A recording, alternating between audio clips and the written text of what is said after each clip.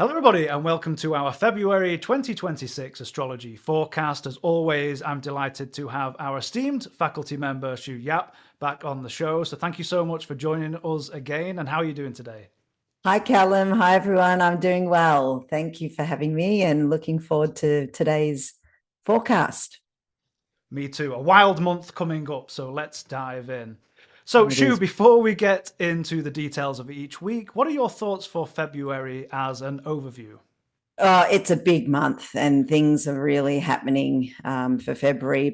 And just before we start, I just want to give a shout out to Mary Gitterard with these slides. If people can see the design on the slides, this is actually a tattoo, the work of a 106-year-old tattoo artist from the Philippines, from a tribe there. It's all done by the ancient ways, and just the way that the tribe operates, and the people that are flocking to her to get these traditional tattoos is very Aquarian. And yeah, it was a great sign. She was the oldest woman to be on the cover of Vogue magazine. So February, well, it is a big month. Lots of the big transits that we've been looking towards as astrologers for the past 10 or so years are really starting to culminate now. Week one, I think the biggest topic in week one is the full moon in Leo. And to me, this is a very lonely full moon. The moon is peregrine. It's moist planet in a hot sign, feeling quite lonely there, not feeling connected. It's being received by the sun, which is, a help. The sun is ruling Leo, but the sun itself is in detriment. So to me, this highlights the fact that there's not much help coming. There is people being called to draw on their own inner strength and own inner leadership. The sun being in detriment is shows the inability, I guess, of leaders right now at this time when the world is, going quite chaotic with conflicts and natural disasters, and things really heightening and being illuminated with this full moon here. So, brace yourselves. It's going to be a wild month, and it's reflected in this full moon that starts the month. Yeah, excellent point, Shu. And I think my overview for February and beyond is that I'll repeat what I said last month, in that it's time now to create your own reality and to make your own rules, because now we're in a time where you don't have to respect the perceived authority of others. And it's almost like we're living in an episode of Stranger Things where up is down, left is right, and there's really no grasp on who's following the rules anymore. So you might as well follow your own. And this is going to be my advice for not only February, but for the rest of the year coming up, just to create your own reality and build that resilience as we go into quite collectively turbulent times. Yeah, and made more turbulent by the fact that in the same week, Uranus is making a station. It's going to be stationing direct, which will be the last time this Uranus will be moving through the sign of Taurus for another 84 odd years. So, it's time for us to really reflect on what has happened in our lives since Uranus went into Taurus in mid 2018. And as we go through the month, the signs for the month will highlight what house that is, because most likely that area of your life has undergone a radical shift over the last, 7 or so years. Interesting to note that Uranus is making a station direct very close to the fixed star Algol, which is a fixed star that's often depicted by Medusa, the head, demons, and monsters, often associated with decapitations and electrocutions. And it's often used as a symbol for protection magic, where the spells, evil spells, get turned back onto the people that they've come from. So I wonder whether this might be a big turning point with what's happening around the world right now, where things can kind of recalibrate a little bit, and the heads of monsters can be chopped off, metaphorically. You know what, Shu? I think we're on the same wavelength because I had the same ideas. Because as we go into the first week of February, almost has this nervous, unpredictable quality. We have the energy of the full moon permeating through this week. And as you mentioned, Shu, we've got the Uranus station to go direct. And as we know, anytime that a planet stations to go direct or retrograde is usually one of the loudest planets in the sky. And with Uranus, as we know as astrologers, is you can expect the unexpected. And to your point, I was noticing that we're not a million miles away from the fixed star Algol.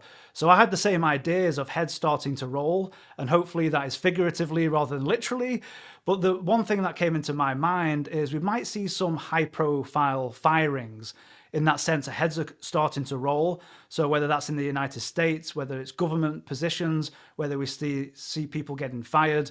But again, hopefully this is not a literal sense of people's heads coming off at this Yeah. point in the first week. And it really ties in. Not only have we got, again, the full moon, the stationing of Uranus, we've got the Mercury square Uranus. So collectively, we might get some unexpected news. But straight away, the next day, on my birthday actually, as Mercury goes into Pisces, we're going to have this Pisces go into its detriment and fall. So the information might not be too clear. And speaking as someone with a Mercury in Pisces, as a Pisces native, this is a time for a while, especially as that planet moves forward and goes retrograde, information might not be very clear and concise. So just be mindful of that. And you can certainly hear this in my voice. Sometimes I'm not very clear in my communication, but it is on the flip side a great time to tap into your intuition. You know that Mercury is disposited by the Jupiter, that is an exalted sign, but what it might do is soften some of the communications, whether we're doing this on a personal or collective level. So that's kind of my feel for the first week. A little bit jangly, a little bit nervous in the energy. Yeah, anything could happen in the first week with the full moon and the Uranus station. It's kind of a bit of a wild card. Absolutely.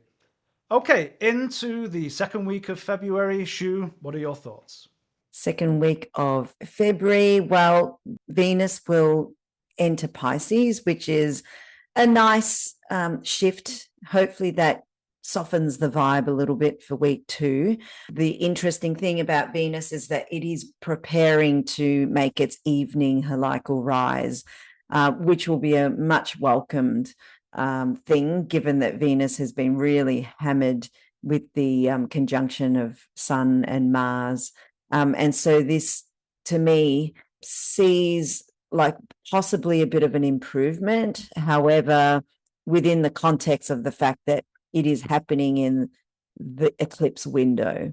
And so this could show a little bit of light, but, definitely in a period of darkness that we can maybe start to gather some compassion and maturity, which is, what Venus is like when she heads into her evening star phase.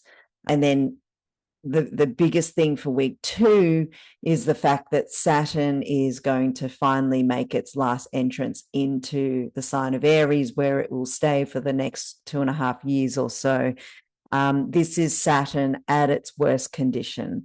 Aries is the fallen sign of Saturn. It's considered to be a fallen sign is considered to be low quality, dishonorable, dishonest, a baseness that's connected to it, people doing the wrong things, the unfairness of the world.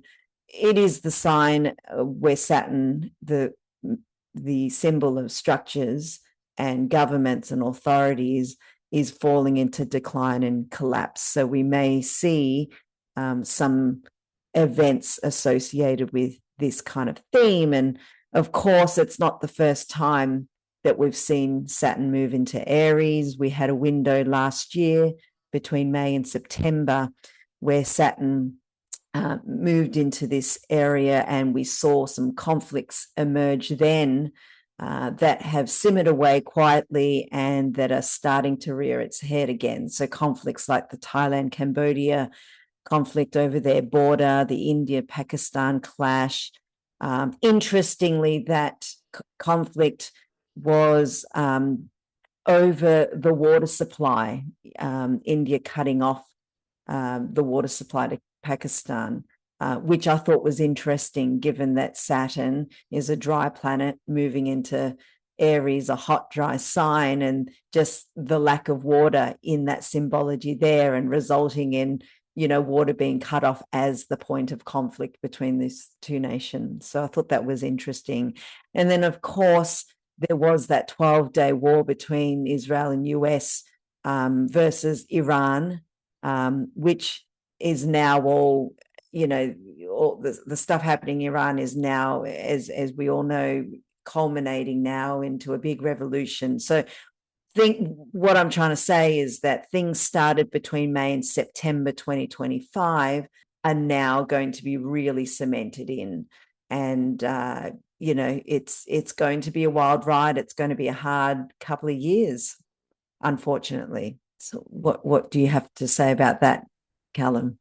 Yeah, really great observations. And as you mentioned, we got the preview of that Saturn going into a Mars ruled sign. And as it moved back into Pisces, as you're saying, as we go direct and Saturn ingressing back into Aries, some of those repeating themes coming back around again. And that's something we can talk about as we get into week 3, because there's a lot going on with Saturn this month. But I think as we get into week 2, we've still got the tail end of the first week where we had some of that more jangly, unpredictable energy. We have the Venus square the Uranus. Now, this is on a weekend. This might be a good time on a personal level to do something that's a bit more unique. Maybe you have, I wouldn't say go off and join the circus, but maybe in some of your relations and friends groups, maybe trying something a little bit different. Of course, this might be a little bit of upheaval in your interpersonal relationships. But I like what you said. As that Venus gets into an exaltation, some of these planets now are starting to move from air into water. So I'm hoping in the collective, this kind of softens the flow somewhat as we move on. But again, as it might not be helped because we have Saturn going back into a fire sign, into a Mars ruled sign. So this might just be, again, a little bit of give and take with some of these energies, maybe some of the softer energies versus more of the more gung ho extreme energies that can come through this week, I would say. Absolutely. Yeah. And this flows on to the next week where we have then the solar eclipse. It just keeps February, there's a big thing happening every week. And this this first solar eclipse is not a major one, but it is a good insight, a good window into a new series of eclipses that are starting this year for us, and we'll see for the next 2 or 3 years, being in the sign of Aquarius Leo. Aquarius, but the axis of Aquarius Leo will be activated during this eclipse. And so for the collective, new threads, new stories are starting to emerge into your consciousness, to have to transform, to have to shift into new realities. The Aquarius end of the eclipse, where the South Node is, about the people, about the collective.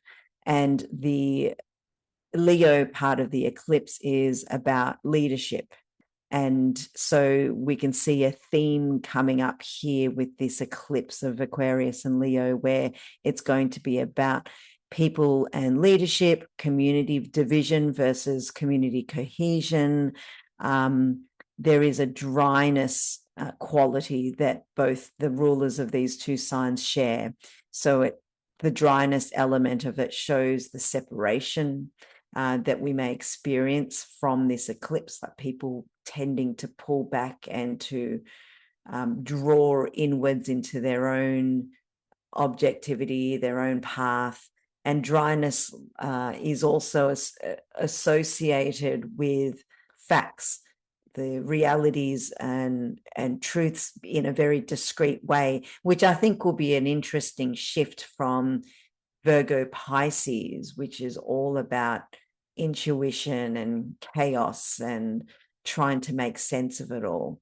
So it's going to be an interesting one to watch. It's happening at a very tense time, surrounded by lots of big transits. And we always know that solar eclipses involve leaders of countries and nations in a big way. And then, of course, it's the Chinese New Year. It happens to coincide with this eclipse. So, that is a big omen for huge changes in this coming year that's coming up. Yeah, wonderful observations. And with the Chinese New Year, this is a fire sign, fire horse. So it's going to be bolting out of the gates for the rest of this year. But obviously, the biggest news story for the third week of February and what's going to permeate through the rest of the next couple of years is the Saturn Neptune conjunction. Now, many of you out there probably heard a lot about this topic, but I don't want to sound like an alarmist. But in astrology, we often look for multiple confirmations. And right now, I can't help have that sense of collectively we are kind of primed for revolutions. Now, the reason why I say this is because not only are we talking about Saturn Neptune conjunctions, we're talking about Pluto in Aquarius for the best part of 20 years, which historically has seen the French and the American revolutions. With Neptune going into Aries, we've seen historically the likes of the American Civil War. And you put this on top of a Saturn Neptune conjunction. Historically, we have seen a lot of social upheavals, whether that was the Russian Revolution, Shu, you mentioned before the recording, the fall of the Berlin Wall. So, in a sense, with the Saturn Neptune conjunction, a lot of the elites around the world collectively, you have found historically the fall of elites with these connections. So we're not just talking about one transit here, we're talking about, for me, a confirmation of three different poignant parts coming together that, again, not to be an alarmist, I think is just primed for a collective sense around the world that people have had enough, and we might start to see, whether it's this year or not, but certainly for the next couple of years, I think we're really in that dangerous territory of serious revolutions coming about. Totally. And the unfortunate ramifications of revolutions. Like we saw that the last Saturn Neptune conjunction also coincided with the Tiananmen Square massacre, and that force of the violent suppression of government, political crackdown. In a way, I feel like this Saturn Neptune conjunction is even worse because we have a Saturn in fall. So we can possibly expect that, things are going to be nasty, like things are going to be played a little bit below the belt in an unfair manner. And we see this current news with what's happening in Iran with the Islamic Revolution Guard Corps. They actually formed and took control of Iran at the last Saturn Neptune conjunction. And it's interesting that the people are revolting around their management or lack of management at the time where the Saturn Neptune conjunction is, in fact, returning to the same conjunction again. So lots of huge shifts that are happening. And I think with Neptune involved, it brings in a lot of disappointments, that feeling of also being cut off and discombobulated or confused about possibly your worldview, what you thought was real, what had formerly held you. So it's a real time where our resilience is very much tested, forcing us, that's Saturn, to see what we're really made of. I think disappointments are likely. I think humbleness might be the gift here, to be able to gain compassion and develop and realize what's truly necessary and what's important for survival in this process where new realities are forming. So any kind of breaking through process can be painful, especially in such times where the breaking through process involves huge storylines that are loaded with lots of historical tensions. So there could be a lot of pain involved with the breaking through of these old structures. Also see the theme of like martyrs and victims, and people are surrendering into this kind of bigger something, whatever that is, bigger force, but also bigger ideals.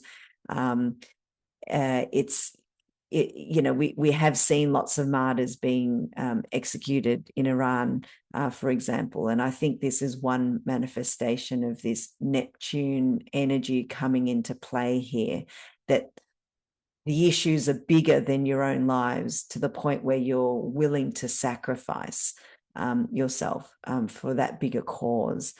So the hopeful thing about this conjunction is that there could be a possibility of a new reality, and that at the time the moon's next aspect will be a square to Jupiter. So I'm wondering whether that square to Jupiter that the moon will make is holding a sense of hope, or there may be some positive avenues to head into post this conjunction, which may take a while, but that was a good omen, I thought.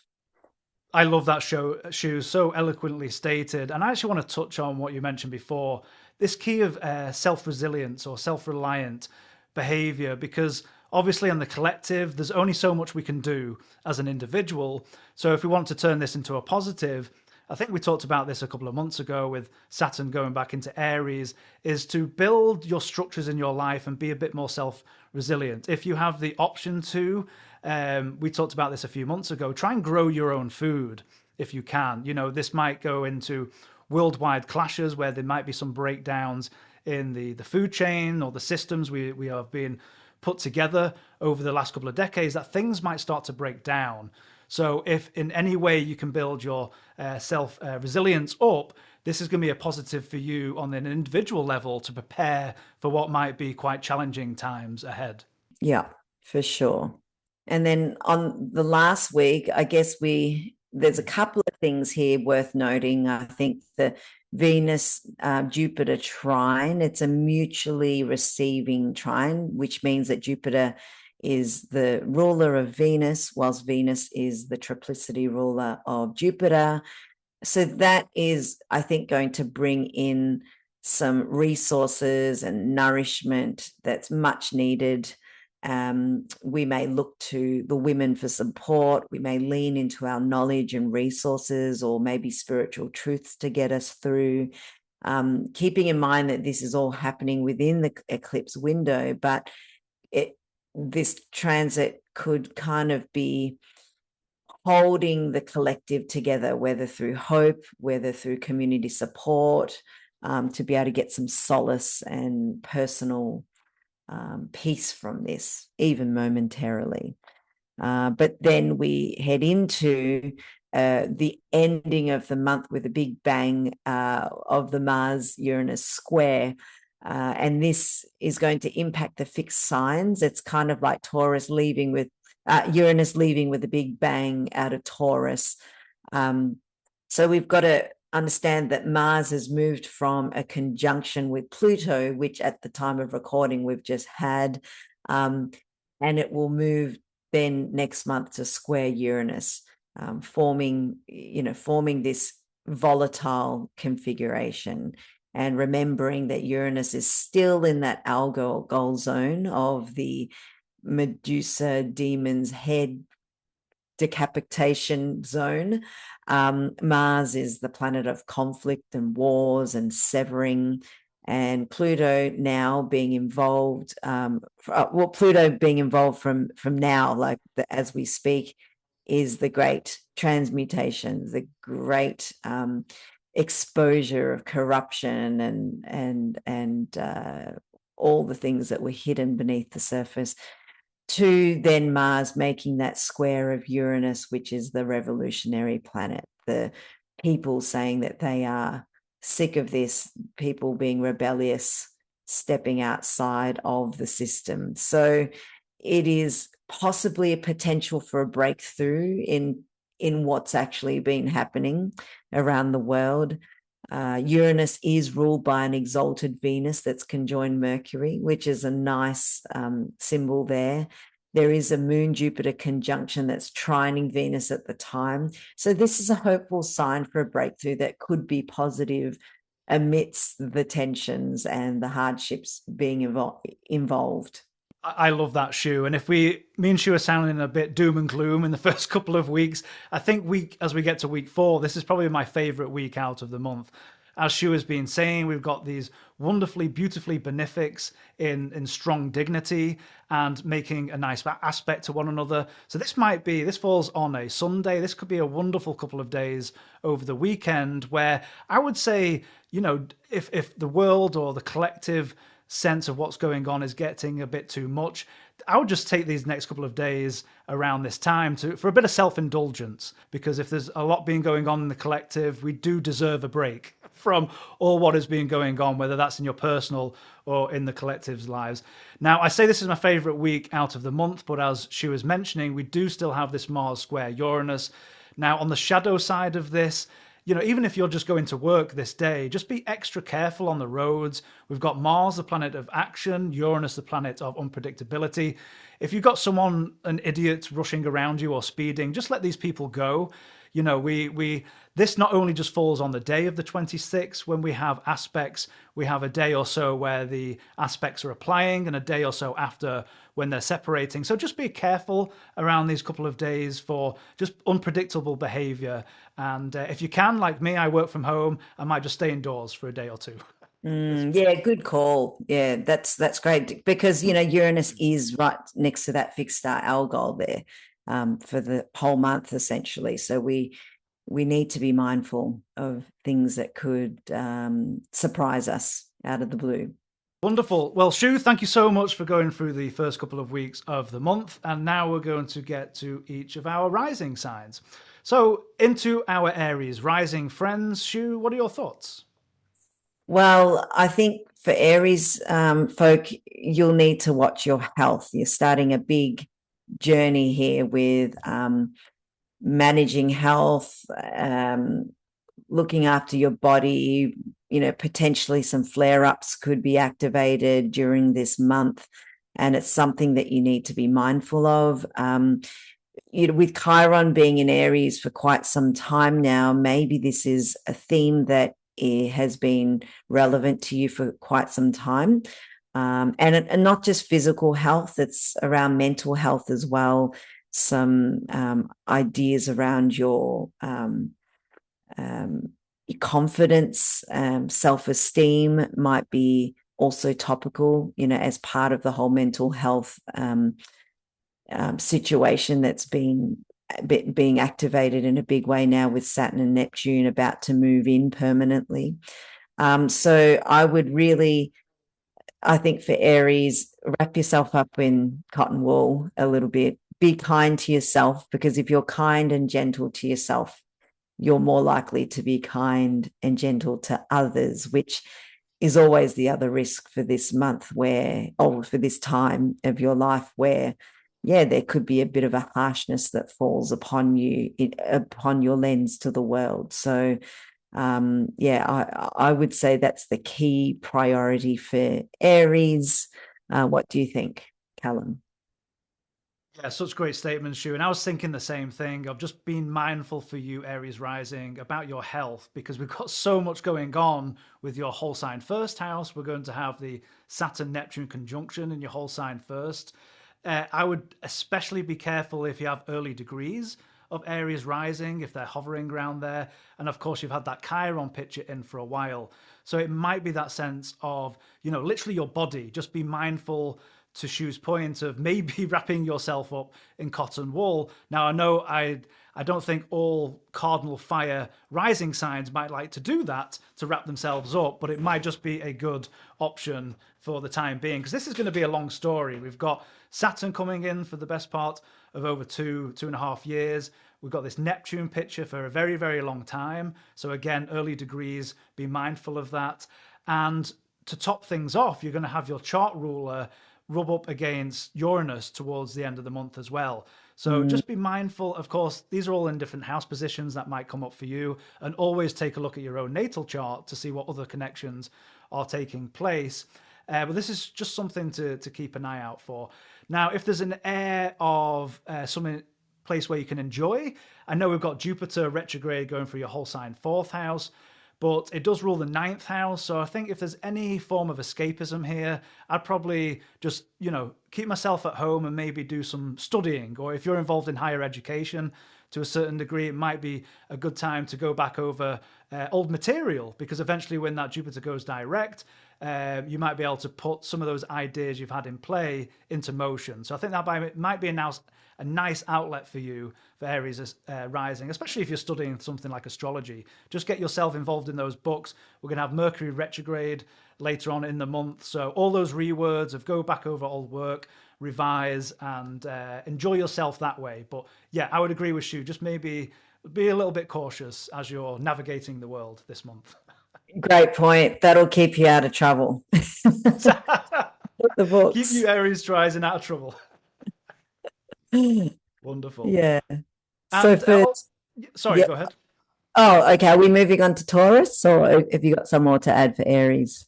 Oh no, I was just going to say. Obviously, we've got a stellium here in the whole sign 11th house, so this might be a great time for a bit of outlet with community. Whether it's community gatherings or if you're involved in, I don't want to say protests. That might be not a great idea right now. But if you're involved in community groups, you can put a great deal of effort and concentration into that area of life, because as we get deeper into the month and into the following month, you're going to probably wanting to have that feeling of being a bit more behind the scenes at that point. So take Mm-hmm. advantage of that now at the early part of February, I would say. Great point. Excellent. Wonderful. Okay, into our Taurus rising friends. Shu, your thoughts? Well, I think there's big things happening in Korea for the Taurus rising people. Career and home life are going to be really highlighted, not just for this month, but as a bit of a theme that's emerging for you. Maybe you're thinking about changing what you do, changing the dynamics between work and play. There is a lot of positive hope for you this month, where you can really start to think about your aspirations and how you want to be seen, what you want to do to contribute to the bigger world, and also possibly getting some acknowledgement for that with the Pisces Venus making its heliacal evening rise there in your 11th house. So it's one of those months where, um, you know, things might be happening and there might be lots of energy around workplace or outer world situations. So kind of be careful what you ask for, because there's likely to be that this is your opportunity to shine and to ask and to go for what you want and to be acknowledged for the quiet work that you've done for the past few years. So yeah, I think for the Taurus risings, this could be a very dynamic month to get you out there, establish yourself, and honor the big changes that you've gone through with Uranus moving through your first house. Wonderful point, Shu. And I think that keyword of dynamism is such a key one for Taurus rising, because as we know, with any planets that are going through any angular houses, they're usually quite loud. So to Shu's point, maybe there's a lot going on. I mean, we've literally got a stellium of planets in your whole sign 10th house. So there might be a lot of work, career related themes coming up for you. And, this can be, yes, by whole sign to your first house, it can be quite disruptive. Dynamism might be an issue. We've got Mars up there as well. So this can go one of two ways. It might just be a lot of effort in those areas of life, or you might be coming into conflict with maybe those in authority. Usually more so, charts usually have more trouble if you're a day chart with that Mars, if it's your outer set malefic. But to Shu's point, there might just be a lot going on in that area of life. But what I think is going to be helpful is that your chart ruler is going to become wonderfully exalted, and that Venus rules your sixth house as well. So if there's been a lot of tension or a lot going on with your work, as we get deeper into the month, that might ease somewhat. Again, we've got a wonderfully exalted Venus ruling the sixth. In the 11th, you could have a great time in terms of being in community gatherings. And I think this just might soften the load somewhat if there's been a lot going on for you. Because not only that, we have this, yes, a wonderfully exalted Jupiter, but it's retrograde going through your whole sign third house. So for a time now, you might just be going back over old emails. If you came off holiday over the holiday period, there's might be a lot of work you're trying to catch up with. But I feel like for you, Taurus Rising, as we get deeper into the month, some of those energies might ease if work or your career and work life has become a little bit cumbersome. That's kind of the idea and the energy and the flows I'm seeing with you, Taurus Rising. Mm-hmm. Yep. Wonderful. Okay, into our Gemini Rising friends. Shu, your thoughts? Well, I think for Geminis, it's your time to shine. There's lots of opportunities for you to be seen in the workplace, in your career. It's a highly creative time where you can really weave and decipher, how you want to take things in your life. Lots of big changes that are about to come for you. As Uranus will be heading into your first house by whole sign soon. So there is strong anticipation for the Geminis here and you might be feeling it yourself, that there is this underlying restlessness that is falling upon you, that maybe you feel a bit of an urgency to make your mark or make some changes now to be able to carry yourself forward. And by all means, I think that would be a wise thing to do, especially with that heliacal evening rise Venus right in your 10th house there. That Saturn Neptune conjunction and all of the Aries stuff that we've spoken about is in your 11th house. So we can see potentially big shifts, big new realities forming around your networks, your friendships, and your alliances. Maybe the people that you used to associate with are starting to change. Maybe there could be some distrust or difficulties with people that you thought, you were able to rely on. So lots of big disruptions kind of happening in that kind of friendship community area of your life that needs to be factored into your new plans for the future. And then we have, of course, the eclipses on that third, ninth house axis starting for you. And this is also showing that ideological change that you're about to head into, maybe a shift of your perception with what's meaningful to you. Perhaps this may involve more re-education, changing the way you think about things, possibly traveling and going abroad or doing something to try and broaden your horizons. So yeah, for Gemini risings, I think it's more the case of the calm before the storm. You've got some big shifts happening in the middle of the year that perhaps subconsciously you're preparing for at this stage. What about you, Callum? Yeah, I love that, Shu. And Uranus notwithstanding, I think for the beginning of this month might be a little bit more of a lighter time for you, Gemini rising. I know, probably saying this more on a psychological level, but I know a couple of Gemini rising people who were a bit anxious last month where you had a stellium of planets going through Capricorn.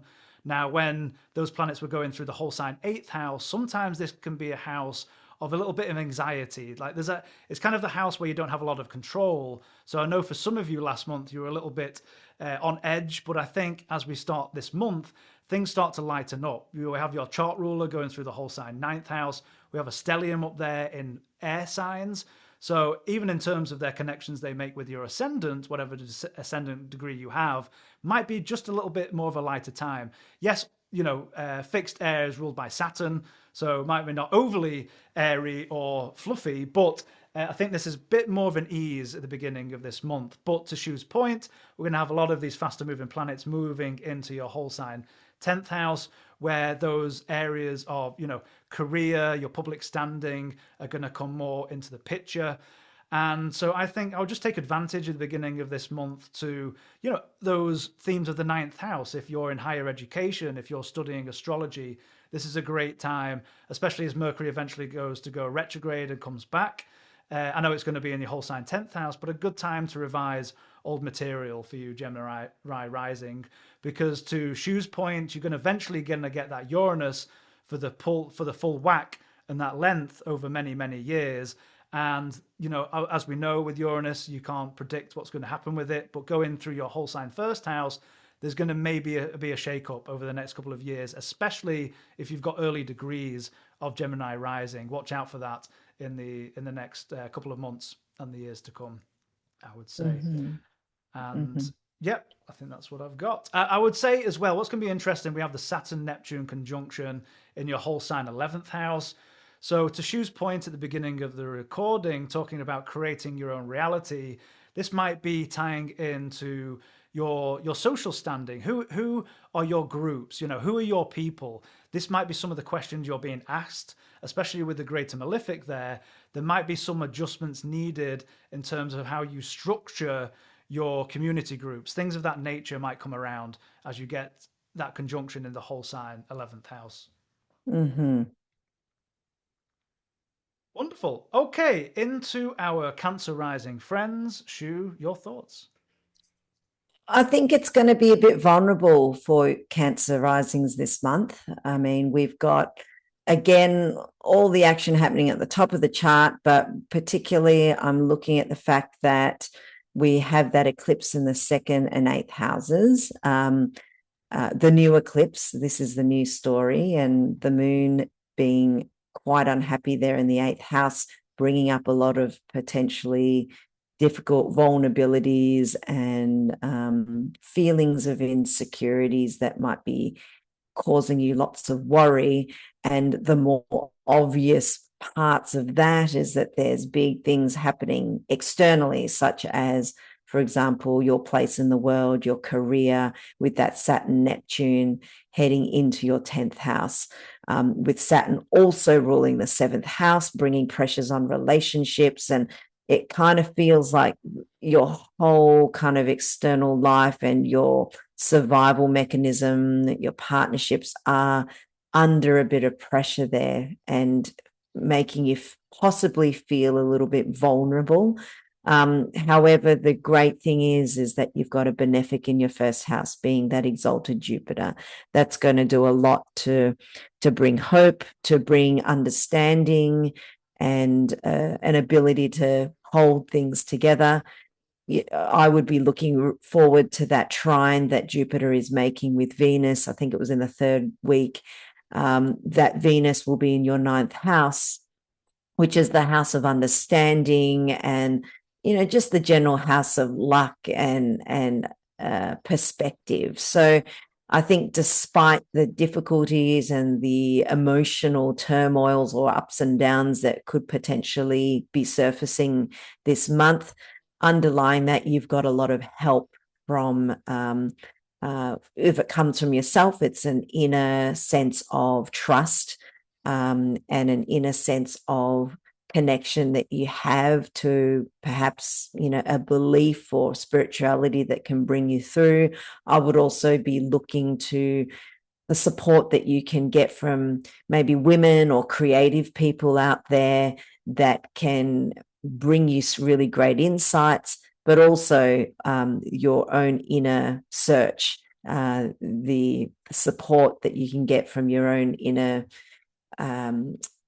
search or study or a spiritual practice that can really hold you through. So I think for Cancers, I think if you can devote yourself to some kind of a spiritual daily practice, that's going to really go a long way to get you through some of the difficulties that might be happening out there in your world that might be making you feel a bit insecure.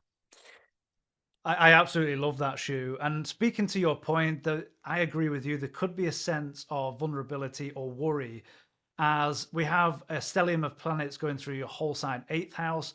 On a psychological level, we could be talking about an element of not feeling in control. It doesn't see the ascendant. It's a hidden house. So there might be a sense of anxiety or worry.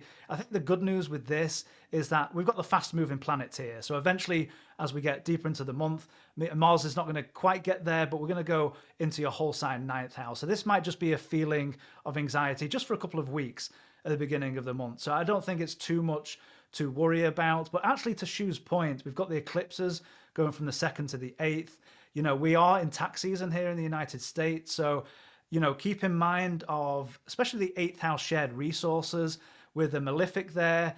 Pluto's going to be there for the best part of 20 years, but with the malefic there, do you need to work with a partner and to, really hone in on your shared resources, or maybe it has something to do with taxes. You've got Saturn ruling the 7th, and it's going to make the conjunction with Neptune. So there can be a sense of not being some partnerships might not be overly clear. Now, this doesn't have to be significant relationship. This could be business partners. It can manifest in many different ways. But I think the best part of this is that eventually those faster moving planets will move on its way into his whole sign ninth house. And to Shu's point, I do love this wonderfully exalted Jupiter. It's going through your first house. It's kind of like a go big or go home quality with a benefic going on there. Not always the best time if you want to go on a diet, if it's close to your ascendant. But I do like this position of this. It rules the ninth house. We have the North Node floating up there. Then it's going to be joined by the faster moving planets. So if you're involved in higher education, if you're studying astrology, whatever this might be, that might be a great outlet to Shu's point to expand your horizons. And especially as that Mercury ultimately goes retrograde in the ninth, a good time to pick out your old astrology books and go back over old material, things of that Or nature. do something creative as well. I think that could be Yeah. a good outlet. I like what you said before with that Jupiter Venus for everyone, not just Cancer, being that point of outlet for this month. And I think it's really important to think of that despite what's going on, we all have an outlet area in our chart, being the Cancer and Pisces houses this month. So focus on the positives. I love that. I think that's a great way to put it. Wonderful. Okay, into our Leo rising friends. Shu, your thoughts? Okay, Leo risings, we can't ignore the eclipses that are coming your way. Relationships will be a big topical point for you from February onwards. You may experience some new insights about the directions that you're taking with relationships. Maybe it could be new partnerships, marriage. It could also be how you can make changes to existing relationships to be able to improve them. I think that will be occupying your mind in a big way from this month. But of course, we've had Pluto hanging around your Aquarius 7th house for quite some time now. And so these are potentially not new issues that are surfacing, but an opportunity to really do something about any issues in relationships that you feel need changing. We also have Uranus about to leave your 10th house and moving into your 11th house soon, but making that last, few interactions between Uranus and Mars and Uranus Pluto from the end of last month to this month shows that there is this big balance between career and relationships that is wanting some new sort of shift and revolution. And just know that there are some quite major permanent changes that are afoot here between relationships and what you do out in the world. So be really conscious and mindful as you can be. I know it's hard during eclipse times where we are forced into darkness, but and the other thing is, like, speaking of where the opportunities can lie, where your outlets can be, and I think that's within your own personal retreat and ability to find space for yourself, carve out time to retreat, isolate, maybe do spiritual practices alone, some time alone with that Jupiter and Venus being in these 12th, 8th sort of dark houses. So maybe not a time to be out gallivanting and partying and telling the world how wonderful you are, as of course you are.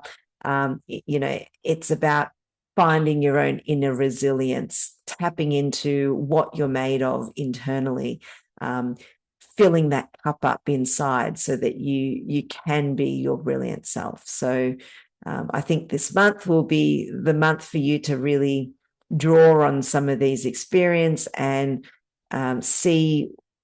explore what relationships are meaningful to you and how you can find the relationships that really allow your light to be seen by others without too much force and without too much effort. That is such beautifully put. I don't know if even I can add to this because that was such beautifully stated and all the advice for the Leo risings. But I totally agree with you, Shu. I like how you talked about, for you, Leo rising, the main question you have to ask yourself is there's a lot going on in the seventh house about what other people want. Ask yourselves in that quiet time. Yes, we've got that greater benefic in the 12th moon that we're asking yourself, what do you want out of life? Because there's going to be a lot of pressure from the others. We've got a whole stellium of planets at the beginning of the month asking these questions about whether it's significant relations or business partnerships, any of these themes that are coming around. There's so much activity going on here that I like Shu's advice of just taking some quiet time to really think things through before you make any decisions. And the point that Shu made as well is you've got that Pluto for the best part of 20 years going through that. An angular house, anytime a planet's there, is going to be loud.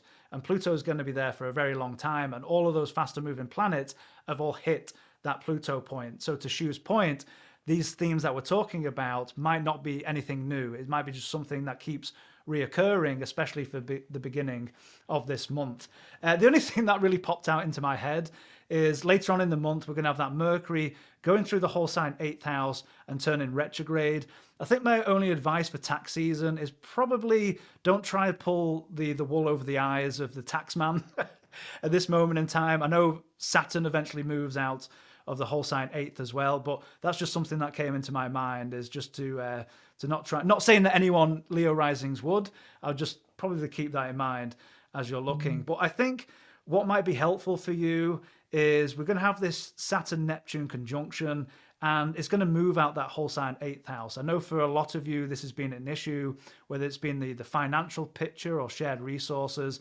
And this can be a bothersome connection in any area of the chart. But I think this conjunction happening in your 9th house, in a cadent house, might not be as, I don't know what the word, as potent as it might be for other rising signs. So I think, those themes might come about, higher education, if you're looking to move overseas. We've got Chiron in there for a long time as well. But I just think for you, Leo rising, it's probably less potent unless you've got other personal connections in your own chart of this Saturn Neptune conjunction. I don't know how well I've articulated that, Shu. What would you say about that? Yeah, I think I think the whole financial piece is a really great piece to talk about. You're finally nearly there. Hang in there, you'll be right. But speaking of that financial piece, for our next sign, Virgo, that was exactly where I was going to, is that so we're on the next slide now with Virgo. You're about to get that, what Callum was saying about the shared resources and taxes. That issue for Virgo is now about to open up for you. So that was a really good segue, this financial piece. And I was going exactly the same place where I was like, oh, Virgo risings will need to really watch their finances for not just this month, but as a theme for the next couple of years. And the bigger picture with Neptune being in the 8th, it is a confusing time for shared finances, taxes, loans, inheritance. All that area is undergoing a lot of waves of change, I guess, and temptations as well to take shortcuts that can lead to mistakes and severe consequences. So I would really be cautious about what you do financially from here on in for Virgo risings. Um, and the conversation about how, like with all mutable signs, how the subconscious might be sensing a restlessness at this stage because you've got Uranus about to make a big shift into your angular houses. And for Virgo, that angular house is the house of career. So there could be some tensions, anxieties, experience out in your career, maybe disruptions to your industry or difficulties with bosses or feeling bored at work and not knowing that you could probably last there for much longer, but then having to look at other options. These types of anxieties could be really real for you. So I would, try and calm your nervous system down a little bit. Maybe spend some time doing something creative and to try and get into your flow state a little bit more with your sign ruler moving into Pisces, that you have time to work on this. It's not an immediate thing, even though you may feel it to be an urgent issue. So, especially with the whole financial kind of backdrop sort of emerging. But I think more immediately this month, if you do have a partner, tap into some creative solutions with them, do something enjoyable with your partner, reset some boundaries, like go out and do enjoyable things together. And that will put you into a better, I think, mindset, a framework to be able to then manage the anxieties and make some future plans together around finances, around your career, etc. So what do you think, Callum? Wonderful advice, Shu, and you got my mind whirring for Virgo risings. And I think that is a key statement talking about not only self care, but preparation for what might be coming ahead. Because the three key words that are popping into my mind is work, finances, and health. We've got so many indicators here. Of course, you've got to look at your own individual natal chart for a clearer picture. But to Shu's point, if we're talking about shared resources, we have the Saturn Neptune conjunction in your whole sign eighth house. So, yes, on the shadow side here, there could be some confusions in how finances or shared finances are structured or how you're being put in together. Not only that, to Shu's point as well, we're going to have Uranus going into an angular 10th house. So this again is another long story of shakeups in Korea. We've got this thing now with AI. Maybe you're involved in work where you're doing more, data, not to be too cliche, but maybe data analysis or data inputting where it can be easily overtaken by AI. So as to Shu's point, shakeups in your industry. And not only that, we've got another confirmation with Pluto in the whole sign sixth house for the best part of 20 years. So you've got three long-term combinations going on, pulling up the themes of work, finances, and possibly with the six as well, health. So these are all things to keep in mind. So making sure you're with self care and that you're preparing yourself for what might come ahead. On top of this, we're going to have your chart ruler move into its detriment and fall and retrograde back through the seventh house. So on top of this, to combine factors, you've got the South Node going through the whole sign first house. So again, this is not to be talking about making Virgo risings worry because there's so much to astrology and so many multiple confirmations you need.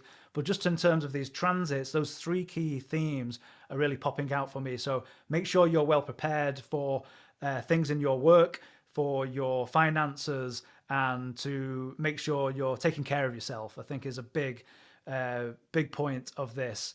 And Mm-hmm. to Shu's point, the one thing I really do love is that you're going to have a wonderfully exalted Venus becoming angular going through the seventh house. So I think where you find, and to Shu's point before, where can we find some outlets or some positivity, well, that wonderfully exalted Venus going through the seventh, this would be a great time to go out with your partner and enjoy some time alone together. But you've also got another greater benefic exalted. Yes, it's retrograde, but it's exalted in the 11th house. So for me, you're going to get your help from partners and friendships, I think, is your outlet for you, Virgo rising. If life is getting a bit cumbersome, then this is where you find your support, I would say, for you. Mm-hmm.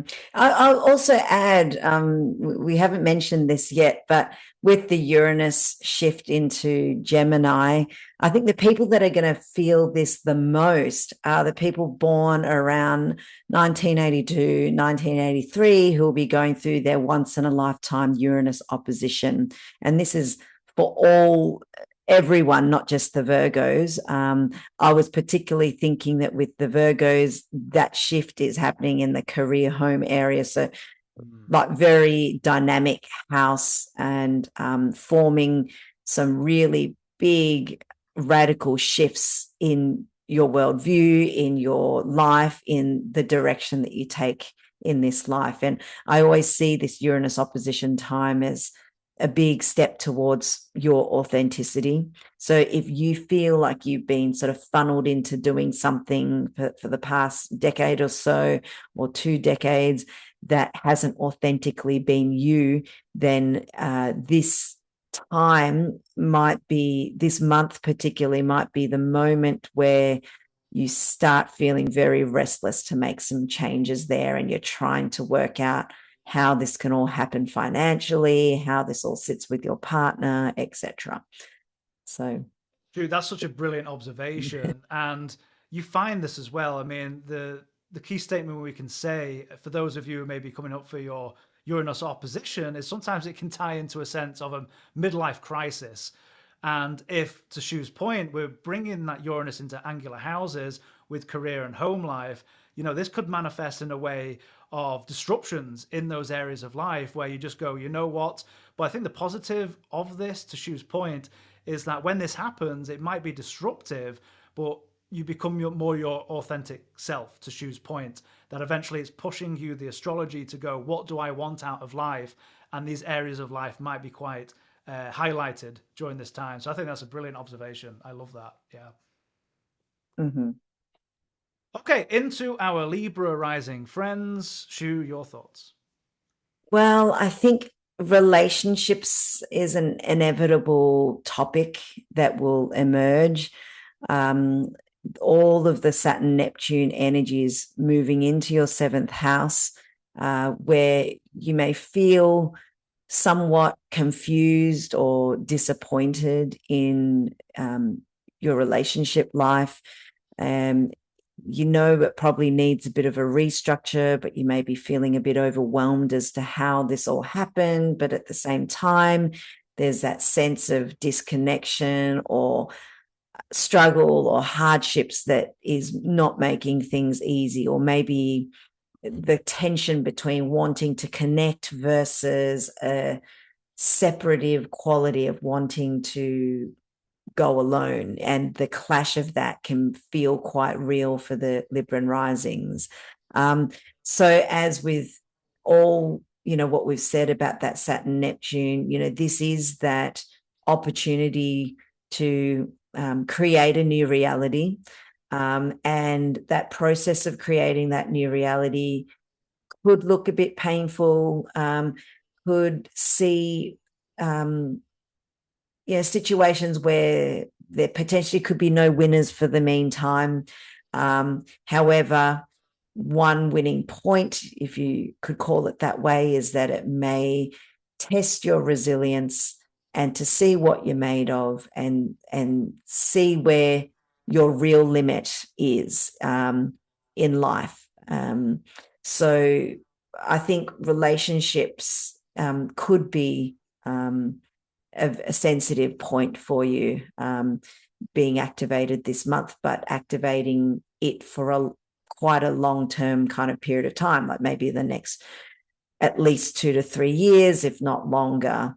But on the other hand, I think career and work might be going really well for you. So there is this dichotomy of like, outer world feeling great, but yet inner world feeling like it may be crumbling down. And that can be a difficult pill to sort of, manage this month.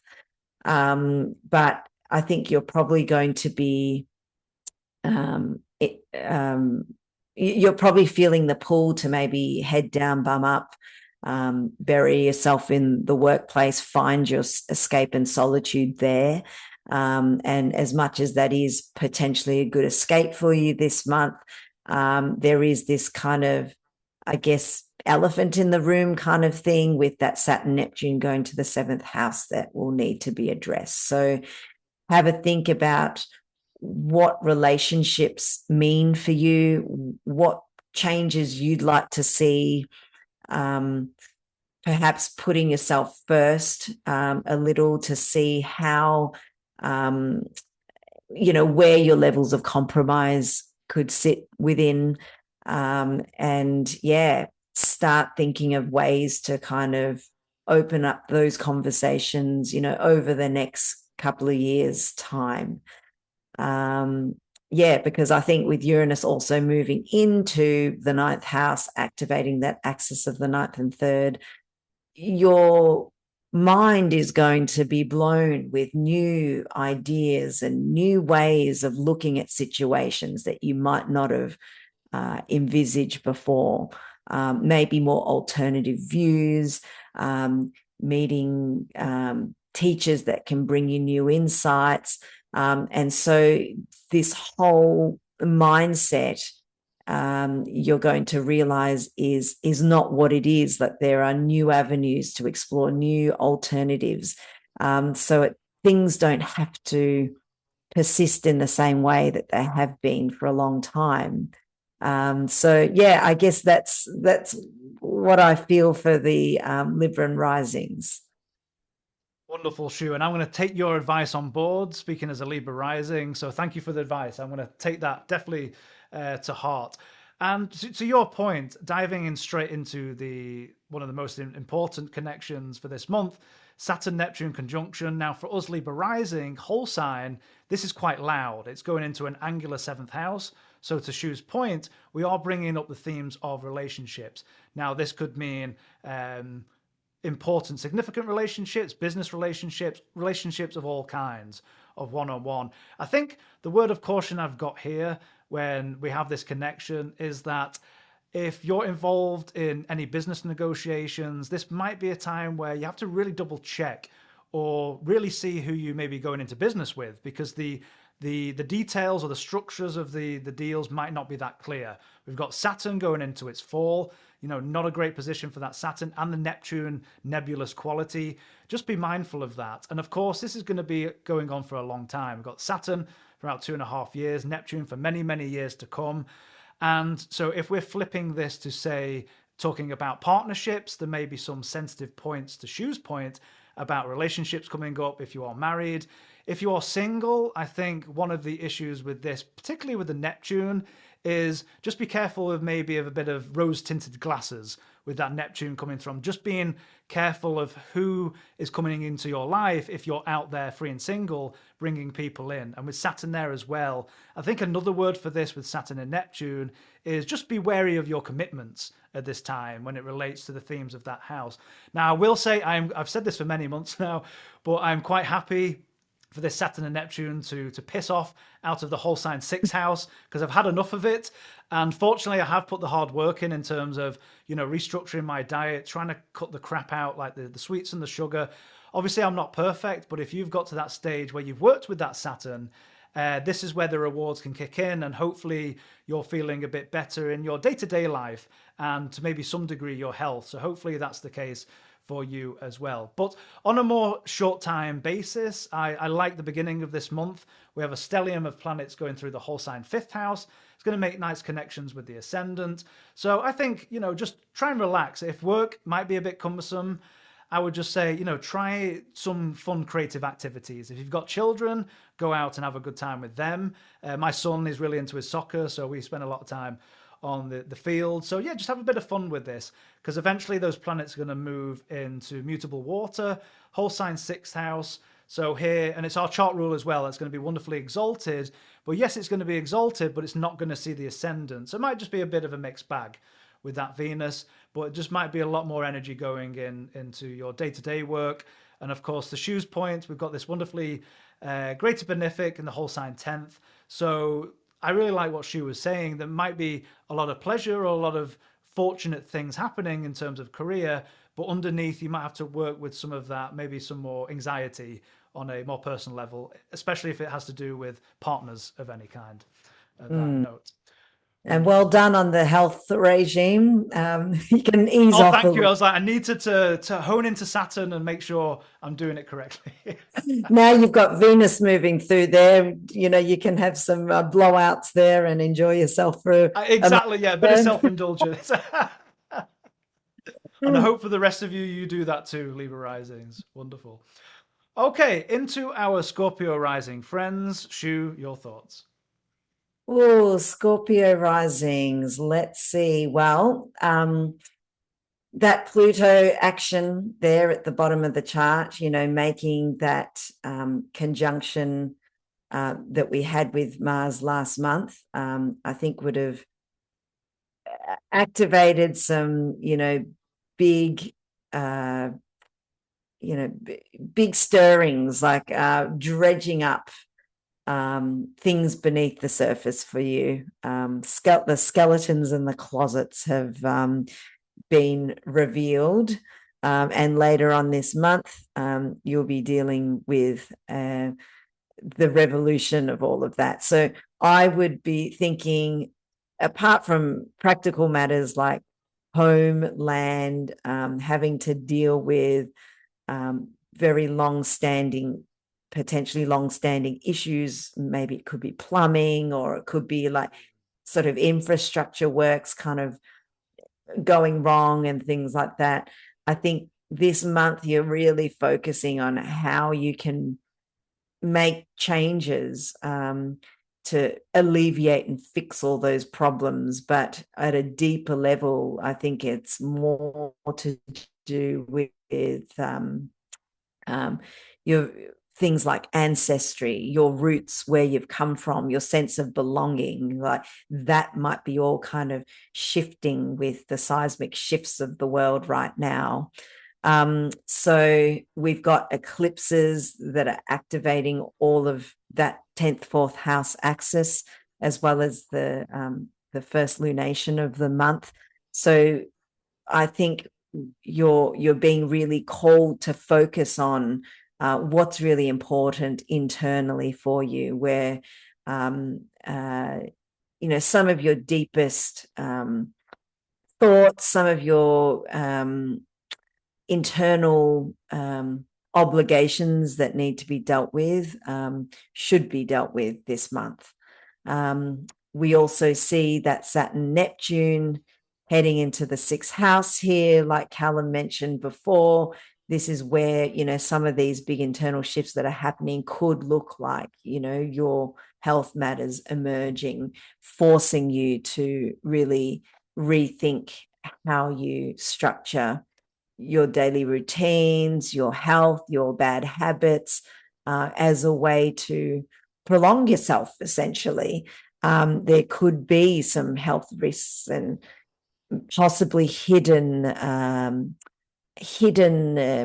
health issues that might need to be attended to. So don't ignore sort of niggling things that you've got. I would look at, getting things checked out, getting second opinions, because that Neptune going through the sixth can really show some confusion or things that are kind of being lost within all the details and the complexities of, for you, the health area.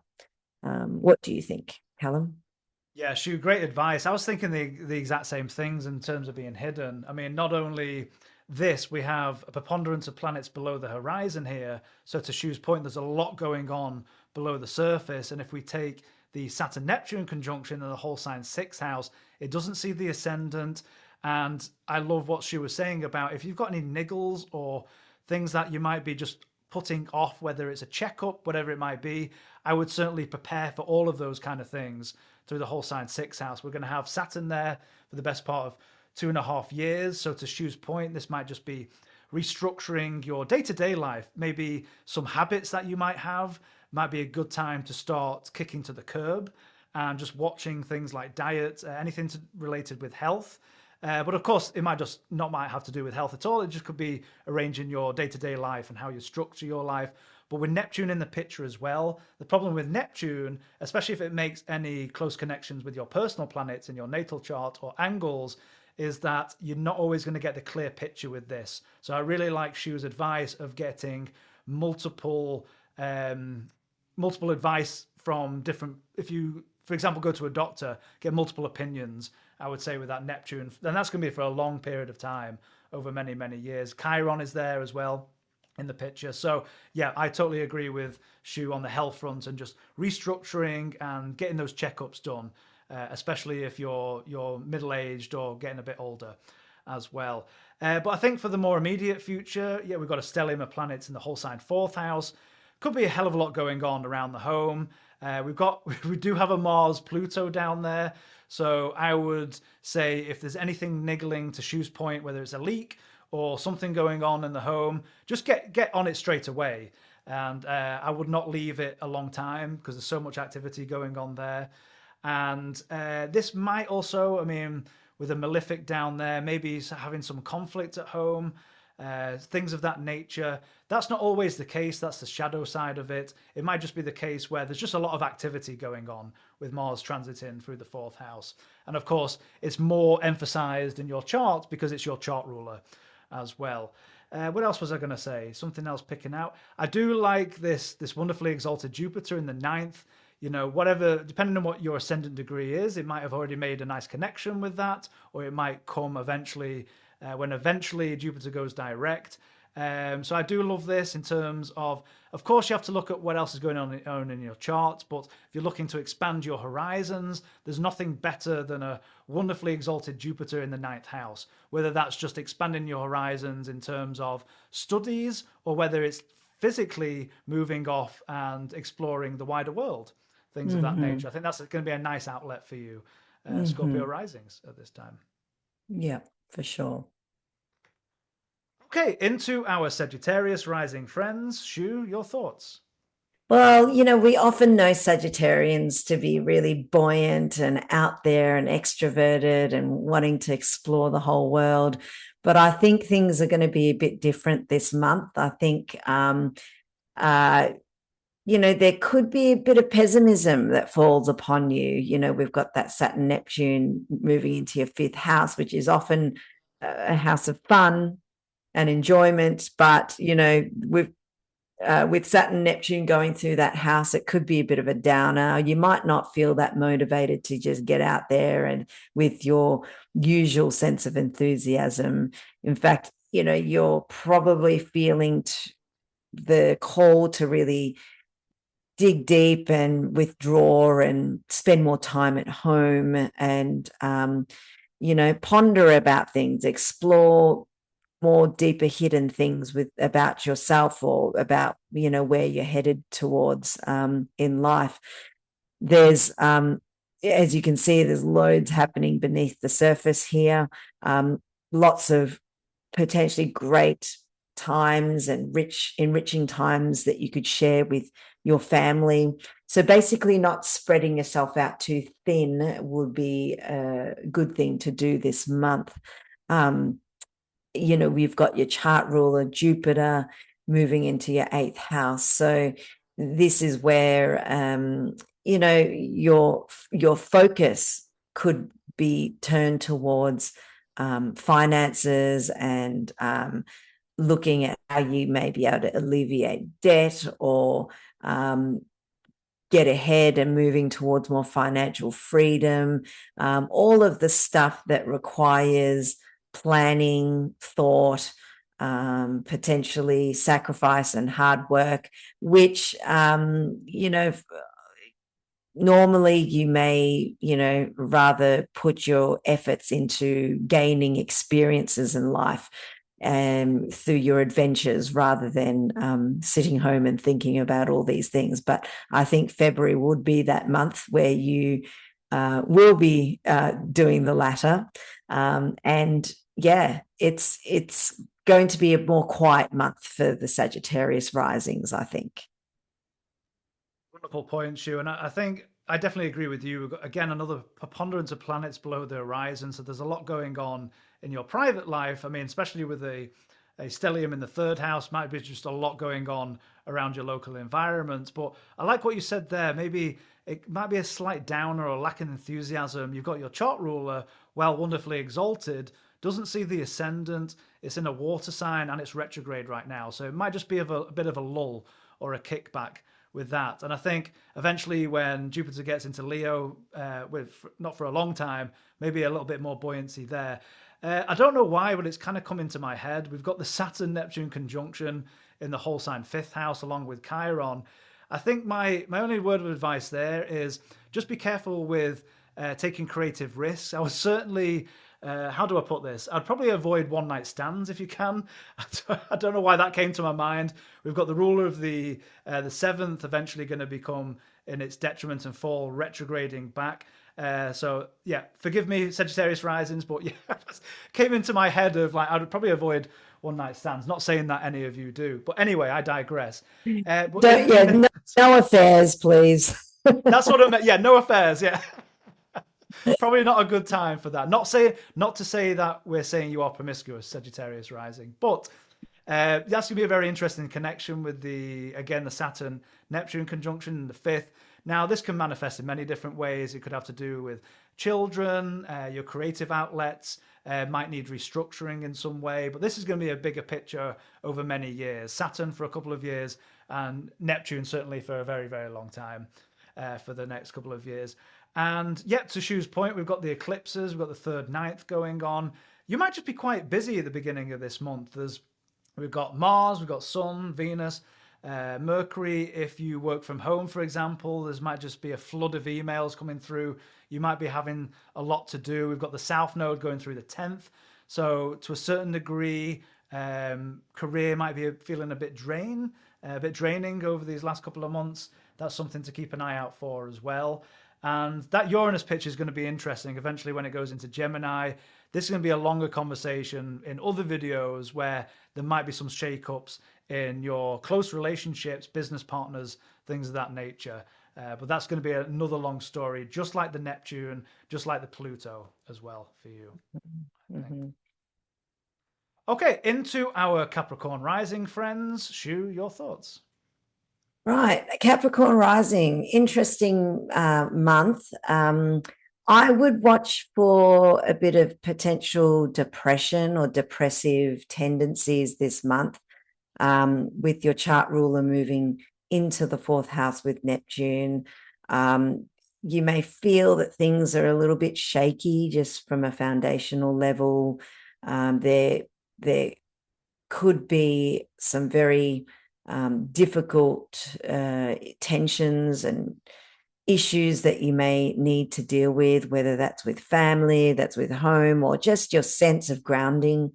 It can feel a little disorientating. So this month, I would just be really sensitive to your mental health, and just take some time out and build the resources around you to bring support to you when needed.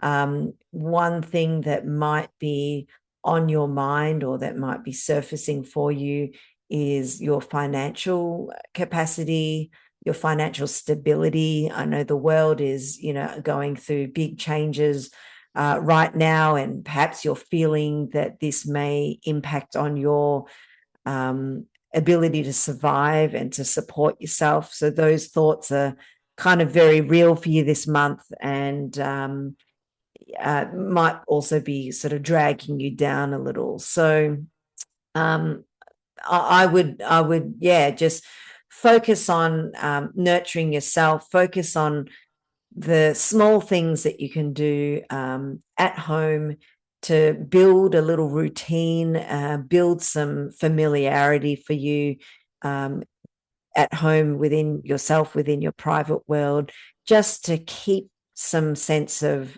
foundations and stability happening there. Yeah. What do you think?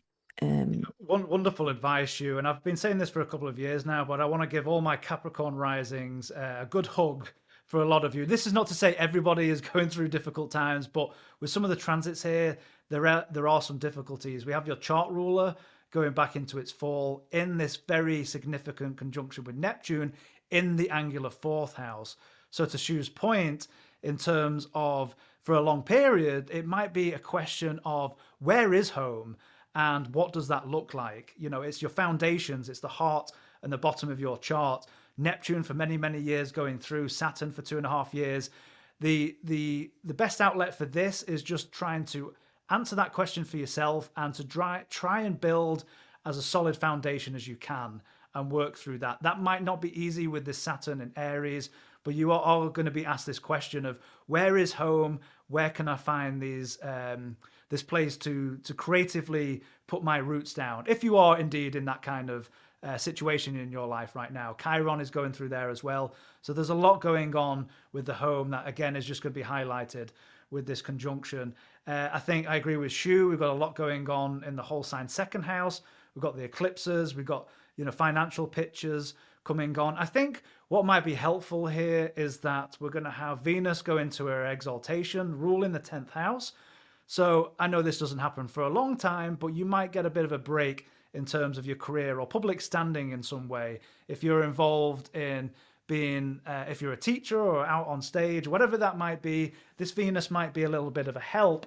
And where else are you going to get help is from this wonderfully exalted Jupiter in the 7th house. So you might be getting help. Yes, it's retrograde, but you still might be getting help from partners. So I would certainly, if you need it and life is becoming quite cumbersome, or to Shu's point, some mental health struggles, I would certainly ask your relations and certainly get your support from partners to help you through what might be some difficult times.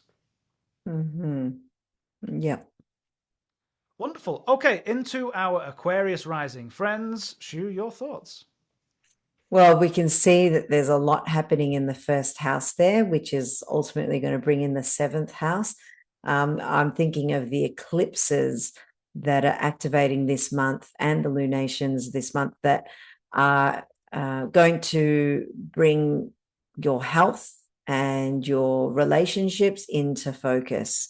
So, moreover, I think the changes that are occurring within you, which are not new, which are, I'm talking about those Pluto and Aquarius changes that kind of started a couple of years ago, are really going to be activated now. So the plans and major kind of goals that you've been working towards for the last couple of years may get a little bit of a leveling up or feel as though that there's an opportunity to strike to make something happen of it all, for example. And this could come with challenges. It could come with some sheer determination and persistence that's required, or having to stand really strong within your convictions to uphold what you feel is important for yourself. But we can't ignore that that Pluto in Aquarius is going to get its time right now, and that can show force, it can show power, it can show control that's very much in your mindset right now, going both ways, your control of others and force against others, as well as those being placed on you, and your decision as to how you manage that will be very apparent this month. And so, like with all things, there is this test of ethics that come in when we're dealing with power and power forces. And I think that will be a relevant theme for the Aquarius risings this month. What else? I think from the work front, from the money and finances and livelihood front. I think that is the escape route, like the point in which we can get some respite. And so for Aquarius risings, it may be the case of burying yourself in the daily work, the daily routine, your livelihood, and trying to get that sort of hold on to that as your stability, even though your ideas, your worldview, your the situations that are being faced immediately to you seem to be going through some big sort of shifts, and often shifts that are outside of your control with all these big planets being evolved. So yeah, that's what I think might be relevant for the Aquarius risings. Wonderful advice, Shu. And yeah, I totally agree with you. I think when I see a stellium of planets transiting through the first house, I have the idea of you do you, because here we're talking about your ascendant. You, with that Mars going through Pluto, yes, is going to be a longer story of possibly personal power over the next 20 years. But I would say not in a selfish way, but sometimes we do have to be selfish in terms of, I would say, figure out what's right for you in life. Not that you should ignore your partner. Of course, you need inputs, but with so much activity here, my onus on Aquarius Rising would be think about what you want first before you inquire with partners. And yes, it's important to do that, but again, you do you and make sure you have that equipment of personal power. Of course, as Shu was saying, we've got the eclipses there as well. So it might be themes that keep coming up. Angular houses are always going to be quite loud. So there might be, I won't say conflict, but there's going to be certainly themes with partners. That could be significant others or business relations, all of those kind of things. But I think on the positive end is that the onus is with you. The energy of the planets is with what you want, I think would say in terms of that balance of power. And to Shu's Mhm. point, I think that work related theme of escapism is going to be working really well. Yes, that Jupiter is retrograde, but it's wonderfully exalted. It's in the sixth house. Yes, it doesn't see the ascendant, but it rules the 11th house.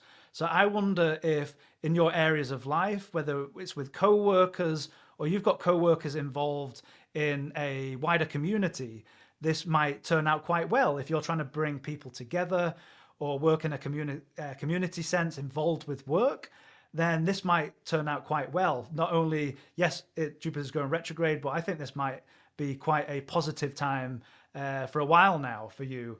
And if we bring in the financial picture, I think for you, Aquarius Rising, maybe the picture might be a little bit more clearer than it has been. You have finally got the Saturn and Neptune out of the whole sign second house. So whatever has been going on for a long time, I mean, Neptune so long in the second house, Saturn for a couple of years. Maybe you're getting to the stage, if you've worked with that Saturn to restructure, maybe you're getting a clearer sense of maybe what your financial picture is looking like. Yes, we have the South Node going through the whole sign eighth house, but I think out of all of the signs, and certainly one of the signs is that Saturn Neptune conjunction in a cadent third house, for me, is not screaming anything too extreme as we look at all the rising signs as the charts. I mean, there's things, those themes of that house you still have to keep in mind, but I'd probably rather have that conjunction in the third house than the second house, for example. So Mhm. that's just something to keep in Absolutely. mind for you, Aquarius Yeah, Rising. absolutely. It makes it uh, less of an attack on your immediate life and more probably operating within the mindset of your internal world. I love that point, and the fact that yes, your chart ruler is going to go into its fall, but by seeing the ascendant, at least it does have a connection eventually to the ascendant as well. So I think that helps as well for you, Mm-hmm. Aquarius Rising. Wonderful. Mm-hmm. Okay, last but certainly not least, our Pisces Rising friends. Shu, your thoughts? Yes. Well, I would say this is the lucky last because I think Pisces is really lucky this month. You've got an exalted Venus in your first house, making that trine to an exalted Jupiter in the fifth house, another very good, enjoyable, lucky house.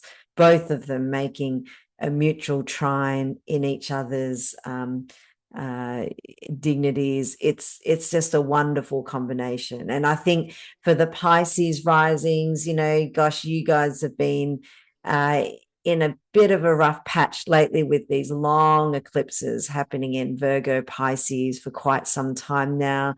It's probably warn you out and put you under the ringer, but I'm hopeful that this month you'll be able to step into your own power and reclaim yourself in some way, reclaim and rebuild your identity, your sense of self, your self-belief, and that and trust, but regain that trust in the universe that you usually would have, that might have been tested over the last couple of years.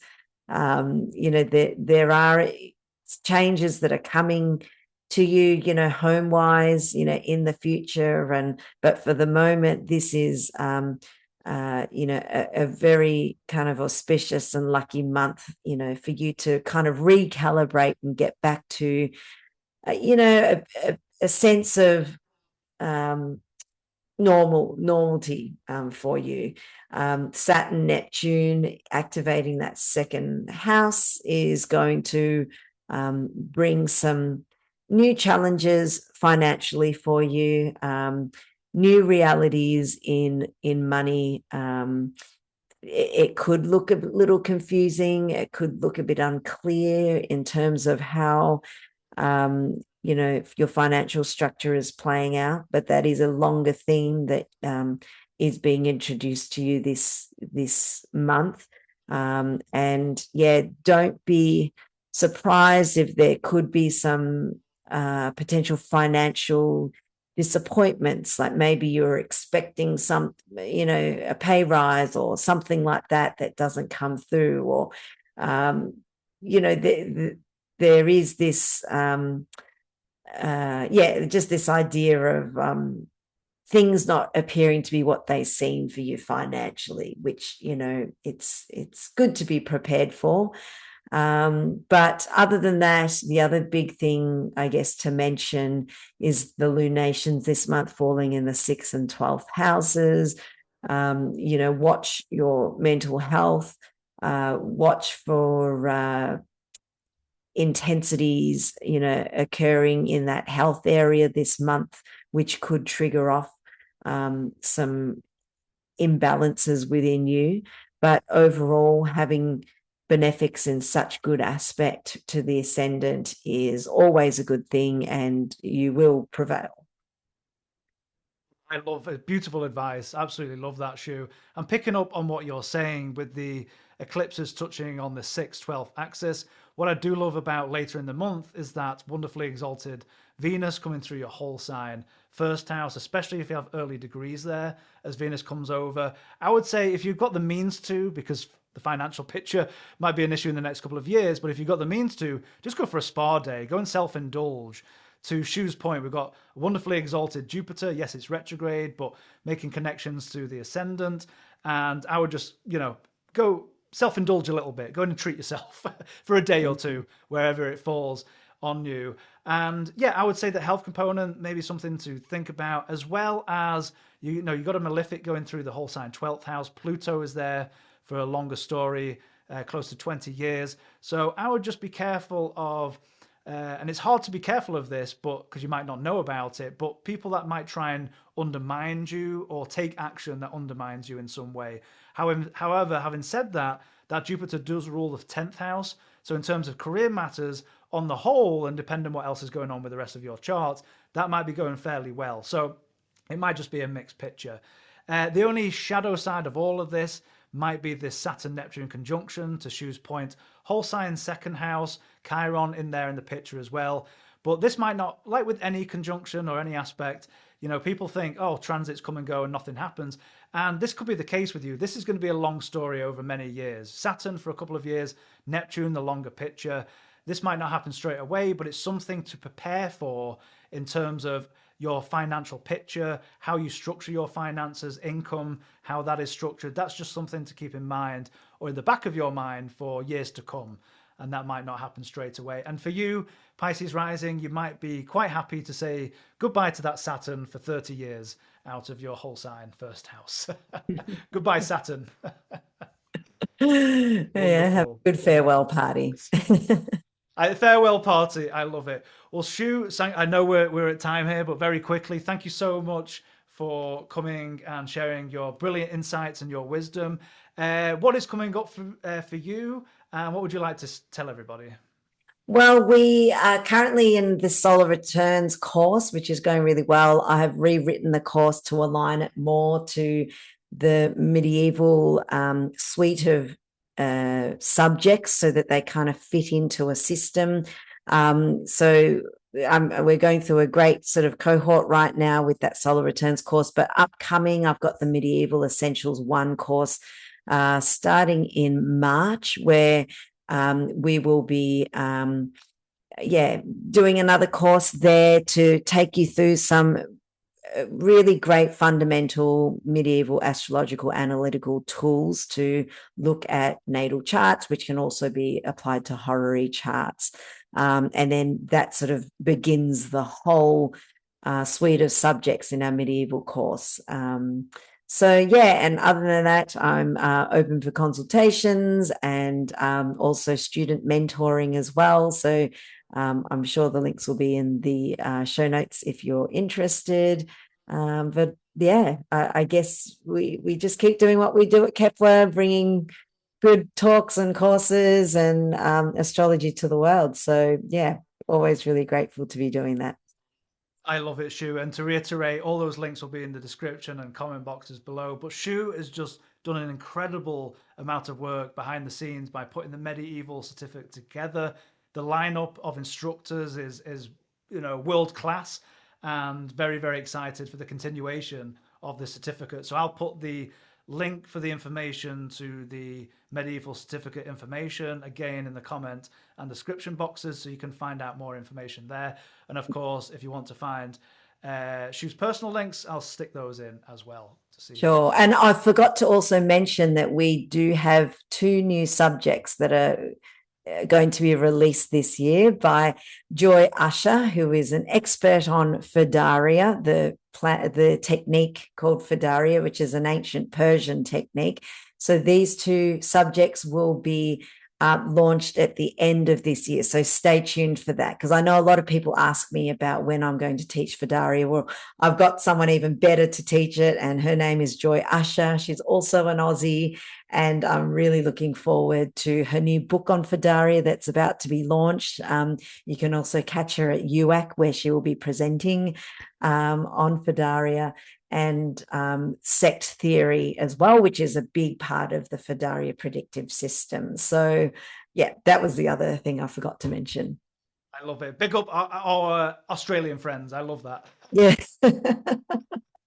Fantastic. Well, again, thank you so much, Shu, for going through this. We'll be back with Shu again in what month? Where are we? May, probably. May. There, yeah, somewhere around there. You're right. Thank you, thank you. I'm losing my mind already. It's been one of those days. But thank you all for watching, and we'll see you again in the next video. Goodbye, everyone.